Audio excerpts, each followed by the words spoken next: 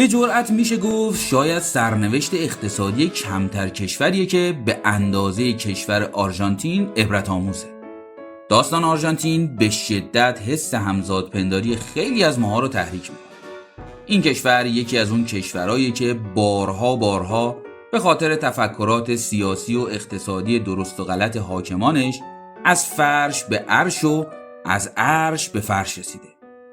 آرژانتین کشوریه که تونست تو سال 1913 یعنی درست یه سال قبل از شروع جنگ جهانی اول و درست همون وقتی که به ظاهر به جز رقابت اقتصادی رقابت دیگه‌ای توی دنیا وجود نداشت، جزو 10 تا کشور صنعتی و پیشرفته دنیا بشه و تنها بعد گذشت 4 دهه جوری کله پا بشه که هنوزه با وجود دوره‌های کوتاه شکوفایی اقتصادی نتونسته درست از جاش بلند بشه و حتی نتونسته به اعتبار 100 سال پیشش نزدیکم بشه.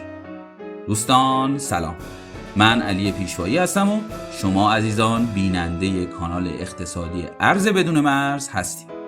تو این قسمت قراره با هم همراه بشیم و با استفاده از سرگذشت آرژانتین و بررسی 3 دوره مهم اقتصادی این کشور و با کنار هم قرار دادن اتفاقات و وقایع تاریخی تا حدودی از رازهای سیاسی و اقتصادی پنهون دنیا سر در بیاریم. 2 تا از مفاهیم اقتصادی مهمی که هر وقت که با هم همراه شدن تونستن یه گوشه ای از دنیا موجب ایجاد بحران و سقوط یه دولت و اقتصاد یک کشوری بشن، مفاهیمی هستن که ما اونا رو به اسم تورم و رکود اقتصادی میشناسیم. به عبارت دیگه تورم توی یک کشور در نتیجه بازی خطرناک حکومت و بانک مرکزیش با میزان عرضه و تقاضا و همچنین چاپ پول توی اون کشور به وجود میاد که اگه این بازی درست انجام بشه باعث ایجاد تورم کنترل شده‌ای میشه که نه تنها بی‌ضرره بلکه به رشد اقتصادی یه جامعه هم کمک میکنه. اما بذارین حالا دیگه اینکه چجوری اینجوری میشه رو با یکی از مثالهای موردی و ملموس یعنی ماجراهای کشور آرژانتین بریم جلو.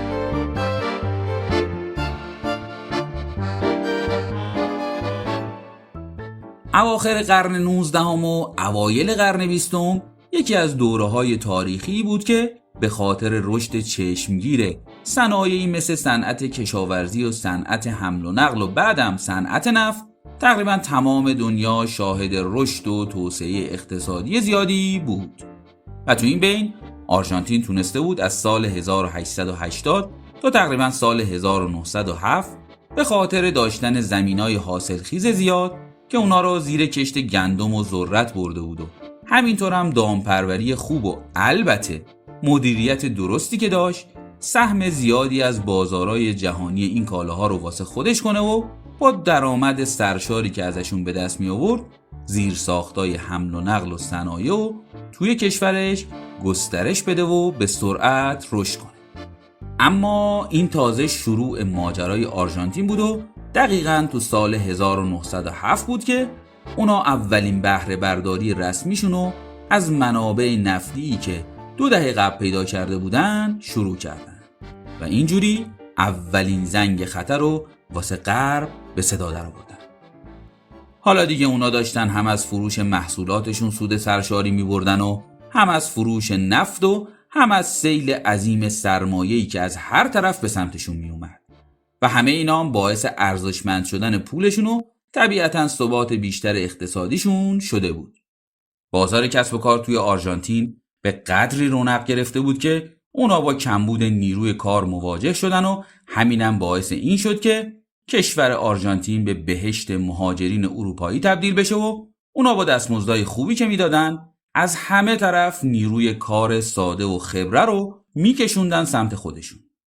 با اینکه غربی‌ها هیچ وقت از اینکه یک کشور تازه به دوران رسیده بیاد و گوی قدرت رو از دستشون بگیره راضی نبودن، ولی خب از اونجایی که رشد اقتصادی کشورهایی مثل آرژانتین وابسته به صنایع ابداعی اونا بود و همینم هنوز واسهشون دست بالاتر و سود خوبی به همراه داشت، پس اونا با اینکه به ظاهر هیچ اقدامی نمی‌کردن اما واسه اینکه بتونن به موقع ترمز این کشورها رو بکشن شروع کردن به برنامه‌ریزی و طرح و نقشه. و تو این بین آرژانتین هم که تنها توجهش به خودش بود و سرمست و از همه جا بیخبر داشت به رشدش ادامه میداد تا جایی که توان داشت پول خرج میکرد و تازه هر جا هم که کم می آورد چون از خودش خیلی مطمئن بود از کشورهای غربی هم پول قرض میکرد. و البته که غرب هم چون این اتفاقات دقیقاً طبق برنامه‌ریزی اونا بود که پیش میرفت با این مسئله مشکلی نداشت. و در نهایت هم همونجوری که قبلا هم گفتم آرژانتین تو سال 1913 دیگه شد جزو 10 تا کشور توسعه یافته دنیا و ظاهراً وارد بازی بزرگان شد. اما قرار نبود این وضعیت ادامه پیدا کنه و بالاخره وقت دیدن قسمتی از نقشه غرب رسید. اونا که تو این سالا خیلی ریز داشتن با استفاده از ایجاد حس ملی گرایی و نژاد پرستی و مقادیری هم احساسات مذهبی بذر تفرقه رو بین همه پرورش میدادن، بالاخره به ظاهر خیلی ساده و با شلیک یه گلوله از تفنگ یه ملیگرای احمق سرب که ولیعهد مجارستان رو ترور کرد تو سال 1914 بود که جهانو درگیر بزرگترین جنگ بشر تا اون زمان کردن.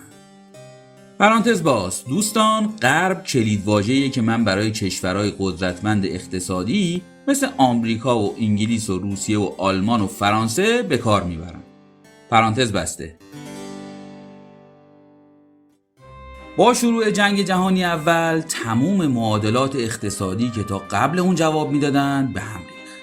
در واقع جنگ باعث این شد که اولویت بندی‌های اقتصادی کشورها تغییر کنه و اگه که تا قبل اون دغدغه اصلیشون تأمین رفاه و خریداری اسباب این رفاه بود، حالا دیگه تمام توجهشون به سمت تأمین امنیت و خرید تجهیزات نظامی کشیده شد.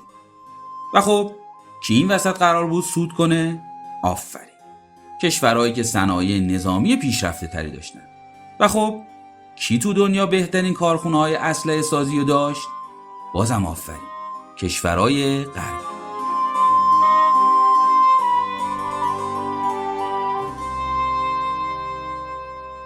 جنگ جهانی اول 4 سال طول کشید و تو این بین به خاطر حس ناامنی شدیدی که توی جهان حکم فرما بود، دنیا وارد یه رکود و بحران اقتصادی بزرگ شد.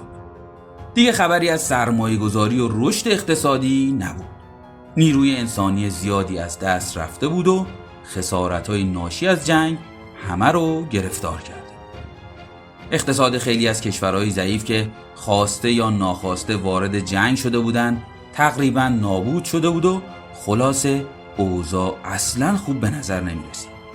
اما با این همه این هنوز پایان کار کشوری مثل آرژانتین نبود و با وجود وقفه‌ای که جنگ توی رشد اقتصادیشون ایجاد کرده بود، اما اونا چون تونسته بودن خودشونو از این بلوای جهانی تا حدود زیادی کنار بکشن، پس بعد اتمام اون آرژانتینیا که با افزایش درخواست محصولات کشاورزی روبرو شده بودن، دوباره روند رشدشونو از سر گرفتن و شروع به یکتازی کردن.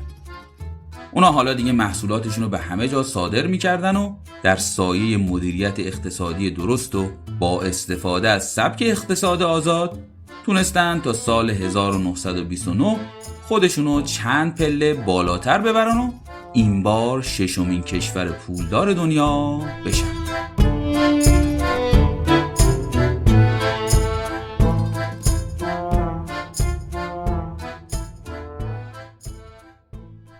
با شروع سال 1929 جهان دوباره شاهد بحران و بعد اون رکود اقتصادی به مراتب بزرگتر از بحران و رکود ناشی از جنگ جهانی اول بود. این شوک عظیم اقتصادی که در نتیجه فرو ریختن ارزش بازار سهام نیویورک شروع شد، تنها چند ماه فرصت لازم داشت تا به کل دنیا سرایت کنه و این بار دیگه قرار نبود حتی آرژانتین هم از این بحران جون سالم به در ببره. و این دقیقاً همون پایانی بود که کشورهای غربی مدتها اقتصاد دنیا رو به سمتش مدیریت می‌کردن. در نتیجه شروع این بحران آمریکا به یک باره تقریباً تمام واردات و حمایتش از آرژانتین رو قطع کرد و از اونجایی که حال و اوضاع باقی کشورها هم اصلاً درست نبود، عملاً نه تنها تمام محصولات آرژانتین روی دستش موند و خریداری نداشت، بلکه چون موقع سررسید وامایی هم که از غرب گرفته بود رسیده بود، و از طرفی هم اوضاع کاسبی به قدری خراب بود که هیچ راهی واسه تأمین بودجه مورد نیاز کشور وجود نداشت. دولت وقت آرژانتین با کسری بودجه زیادی مواجه شد. البته دولت آرژانتین سعی کرد تا این کسری رو با کاهش بودجه دفاعی و نظامی کشور رو با تغییر ساختار ارتش کاهش بده. اما این کافی نبود و این کسری بودجه به قدری بود که نتیجتاً قیمت اجناس چنان سیر صعودی گرفت که هر لحظه مردم تورم و با گوشت و پوستشون احساس میکردن. حالا دیگه دولت با 3 گروه از مخالفینش روبرو بود. مردم عادی ناراضی که غم نان داشتن، احزاب فرصت طلبی مثل فاشیست ها که توهم خود برتر پنداری داشتن و مهمتر از اون نظامیان سرخورده از سیاست‌های دموکراتیک و صلح طلبانه دولت.